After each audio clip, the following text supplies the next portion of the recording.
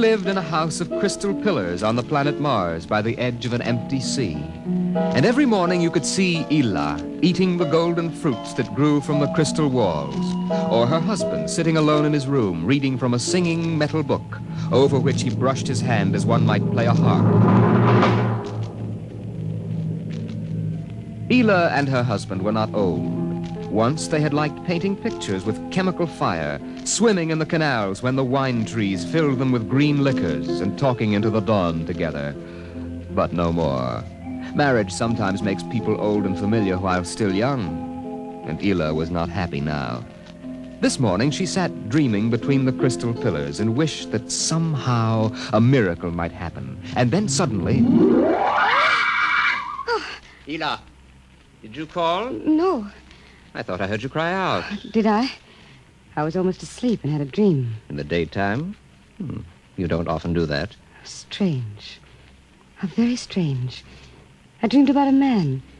A tall man. 6 feet tall. Oh, how absurd. He'd be a giant, a misshapen giant. I know. And yet somehow he looked quite handsome. He was dressed in a strange uniform. And he came down out of the sky in a long silver craft. Out of the sky? What nonsense. He spoke pleasantly to me in another language. But somehow I understood him with my mind. Telepathy, I suppose. Oh, really, Ila? And he said, I've come from the 3rd planet in my ship. My name is Nathaniel York. A stupid name. Whoever heard of a name like that? Perhaps they have names like that on Earth. That's ridiculous, Ila. Everyone knows the 3rd planet is incapable of supporting life. There's too much oxygen in their atmosphere. I suppose. But haven't you ever wondered if... Well, wouldn't it be fascinating if there were people there and they traveled through space in some sort of ship? Really, Ila? You know I hate this emotional wailing. Now, let's get on with our work. Evening came. The twin white moons of Mars were rising, and the house closed itself in like a giant flower. A wind blew among the pillars, stirring Ila's russet hair, crooning softly in her ear. And it was then that she began singing the song. Drink to me only thine eyes, and I will pledge with mine. Ila, what's that song? I don't know. What do you mean you don't know? I've never heard it before. Did you compose it? No. Yes. No, I don't know, really. I don't even know what the words are. They're in another language. It was part of a dream I had, I guess. Oh. You know, you haven't been yourself lately. It might do you good if we went away to the Blue Mountains for a week or so. What? Did you hear what I said? I'm sorry. I was watching the sky. You're certainly interested in the sky tonight. It's very beautiful. Well, what about my suggestion? Shall we leave for the Blue Mountains in the morning? You mean go away now? Oh, no. No? Why not? Why don't you want to go? I don't know. I just don't want to, that's all. Or leave a kiss in the cup, and I'll not ask for... Ila, I'm sick of that silly song. It's late. Let us sleep. From the crystal walls poured a soft carpeting of mist to support Ila where she lay down to sleep. But through the night she tossed restlessly until just at dawn the dream recurred. Ila! Ila, wake up. What? Oh, what is it? You've been dreaming again. You talked in your sleep. Did I? Yes. What were you dreaming? The ship. It came from the sky again. And the tall man stepped out and talked with me, telling me little jokes and laughing. What else happened? And then this Captain York... Oh, I can't. It's all so silly. Tell me! He said I was beautiful. And then he kissed me. I thought so. What else? Why, Eel, you're so bad-tempered. It's only a dream. Is it? You know I can read your mind. You can't keep secrets from me. Well, all that happened was this Captain York told me... Well, he told me he'd take me away in his ship into the sky. Take me back to his planet with him. It's quite ridiculous, really. Ridiculous, is it? You should have heard yourself. Fawning on him, talking to him, singing with him all night. In your dream, he landed in Green Valley, didn't he? Please. And he told you he was coming today. Yes. But what's come over you? It was only a dream. You can't be jealous of that. No, I suppose not. Forgive me. I'm being childish. You're sick. You've been working too hard. No, I'm all right. But perhaps you're right. Maybe I could use a little relaxation. Yes. I think I'll take the morning off and go hunting. Hunting? Yes, in Green Valley.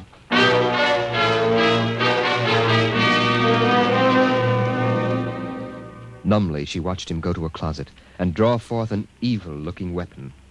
And then her husband was gone, walking toward Green Valley.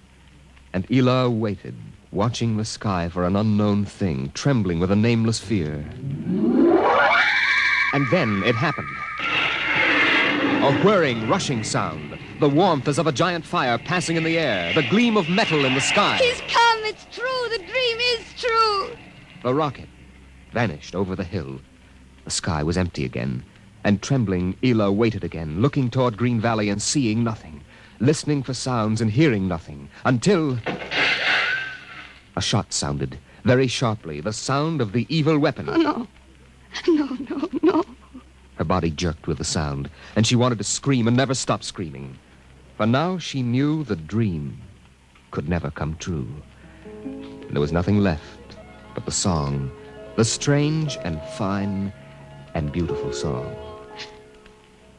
Drink to me only with thine eye, and I will pledge with mine, or leave a kiss within the cup.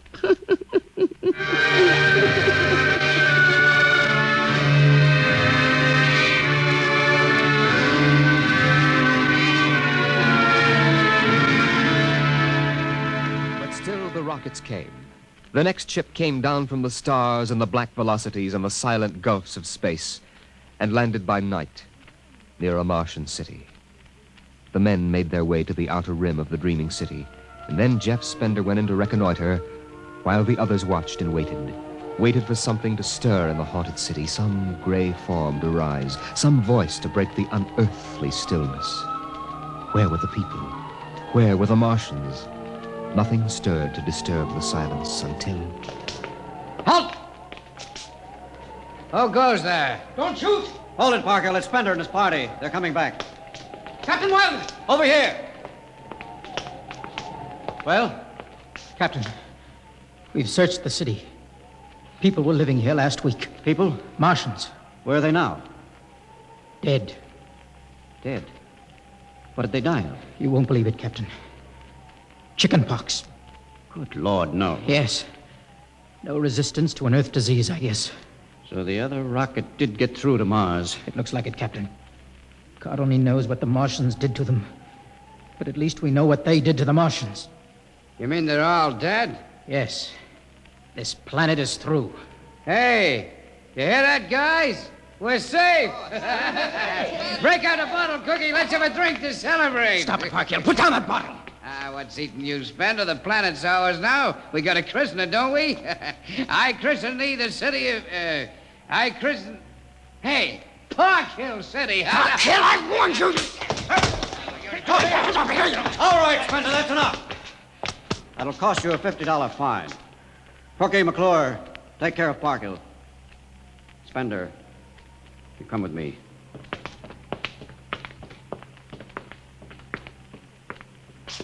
All right, Spender, why did you hit him? I don't know, Captain. I was ashamed, I guess. Ashamed of Sam Parkhill and the noise and the spectacle the whole crew is making. It's been a long trip. It's only natural they'd want to have their fling. Yes, but where's their sense of what's right? Their respect for what's happened here? Captain, a race builds itself for 1,000,000 years, refines itself, builds cities like this one, does everything it can to give itself respect and beauty, and then it dies. Of what? Not anything fine or majestic or fitting, but a dirty little thing like chicken pox. And Sam Parkhill wants to celebrate. I know, Spender, but you've got to remember you've a different way of seeing things. I'm seeing things all right. I'm seeing what we'll do to Mars. We'll rip it up, rip the skin off, ruin it the way we've ruined our own planet. Captain, look at the city. It may be the last time you'll ever see it this way. Beautiful in the moonlight, isn't it? Yes. There's a poem by Byron that describes it, and how the Martians would feel tonight, if there were any of them left to feel. So we'll go no more a-roving so late into the night, though the heart be still as loving and the moon be still as bright. For the sword outwears its sheath, and the soul wears out the breast, and the heart must pause to breathe, and love itself must rest. Though the night was made for loving and the day returns too soon, yet we'll go no more a-roving by the light of the moon. Without a word, the Earthmen stood and looked at the city. The bottle lay shattered at Sam Parkhill's feet, and the sour stench of liquor filled the cool air. The men of Earth had come to Mars.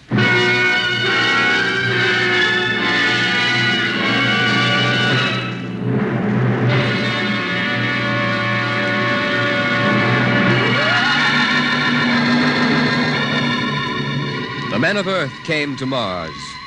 They came because they were afraid or unafraid, because they were happy or unhappy, because they felt like pilgrims or did not feel like pilgrims. The government posters screamed, "There's work for you in the sky. See Mars!" And the men shuffled forward, all kinds of men, all coming for different reasons. The rockets came like drums beating in the night. They came like locusts, swarming and settling in blooms of rosy smoke. Mars was a distant shore, and the settlers spread upon it in waves. First the pioneers and builders, then the people of civilization. Some came because they were afraid of a coming war on Earth. Some came because they were afraid of nothing. Some came to escape from the smell of the subways and the cabbage tenements. And some came from houses like the one in Ohio. It was a good house, the house in Ohio. And for 6 years, the family had lived there contentedly, enjoying music and poetry and the rich, warm things of life. For the house had been built to be lived in the year 2020. It contained all the latest automatic devices, from talking book recorders to singing clocks. Tick-tock, 7 o'clock, time to rise, open your eyes. Tick-tock, 7 o'clock, time to rise, open your eyes. As the family rose and dressed, the beds whirred electronically and made themselves. In the kitchen, the stove sighed and ejected from its warm interior 8 eggs, sunny side up, 12 bacon slices, 2 coffees, and 2 glasses of milk. 7-9, breakfast time. Come and dine. 7-9. Beside the breakfast table, the facsimile machine clacked and deposited the morning paper on the table. The headlines today spoke ominously of the danger of a coming war, and the man frowned as he read the news. Today is August 4th, 2026. Insurance, gas, and at and heat bills are due. And today, remember, the family has planned a picnic. Gee, Dad, are we really going? Sure, Timmy, why not? It's raining out. It's not raining where we're going, son. Now run upstairs, pack your fishing tackle. We're going on our picnic, all right. Okay, Dad. Bill, are you sure we ought to go? Yes. Have you seen the headlines this morning? Looks bad, doesn't it? Mm-hmm. The rocket's ready. All we have to do is pack and take off. I know, but, well, flying to Mars, it seems so crazy. Well, all right, then we'll go. Should we tell the children why we're going? No, not yet. Let them enjoy the picnic. The house went on with its appointed tasks. 9:15, time to clean. 9:15, time to clean. Out of the molding darted hundreds of tiny mechanical mice, all rubber and metal. They sucked up the dust and dirt in the house and popped back into their burrows. In the walls, relays clicked, memory tapes glided under electric eyes, recorded voices moved under steel needles. 12 o'clock, 2 o'clock, 4 o'clock, 6 o'clock, tick-tock, 8 o'clock. Evening came. In the living room, the hearth fire bloomed out of nothing, and the phonograph spoke from beside the fireplace. Mrs. McClellan, what poem would you like to hear this evening? Mr. McClellan? Since you express no preference, I shall select at random from among your favorites. Sarah Teasdale, There Will Come Soft Rains. There will come soft rains and the smell of the ground, and swallows circling with their shimmering sound, and frogs in the pools singing at night, and wild plum trees in tremulous white. Robins will wear their feathery fire, whistling their whims on a low fence wire, and not one will know of war, not one will care at last when it is done. Not one would mind, neither bird nor tree, if mankind perished utterly, and spring herself, when she woke at dawn, would scarcely know that we were gone. The phonograph finished the poem, but there was no one there to hear, for the family had gone to Mars.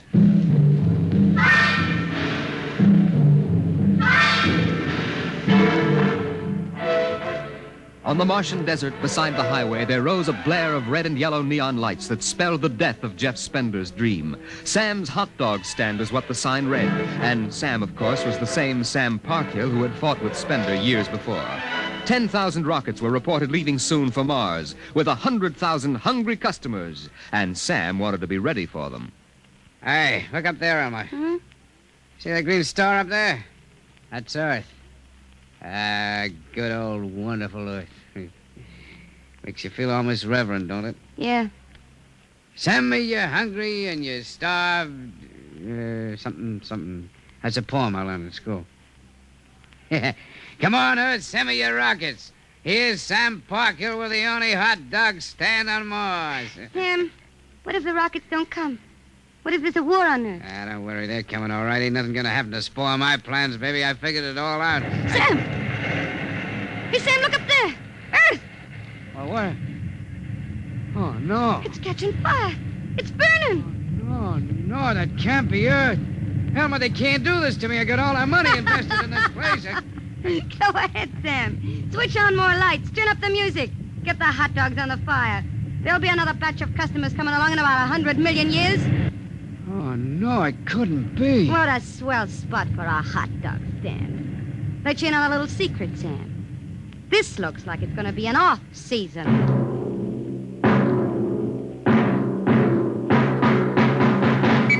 The light beam radio crackled with the news. By morning, the shelves of the luggage store were empty, and the rockets were blasting off, headed back to Earth. In a few days, everyone was gone, and the planet of Mars once more lay deserted and silent.